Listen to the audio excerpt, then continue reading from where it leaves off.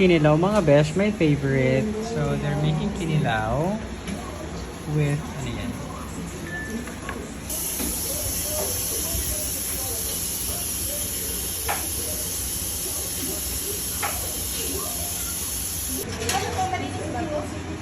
Bisi-bisi. Ano yung luto nyo? So, ito niluluto nila. Yeah, next to me. This one is rice. Okay, rice. And this one is fish. Kilo ng fish. Puro fish kami ngayon mga besh. Fish, fish, fish. Fish be with you. Hi, baby.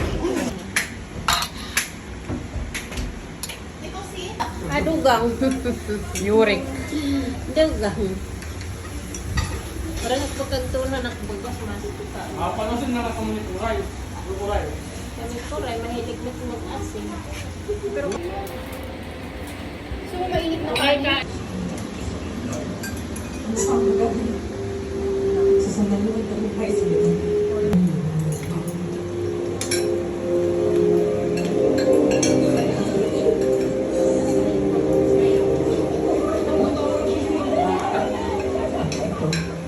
Ang nagwasang sa puso ng aking kaawa-awang kapatid.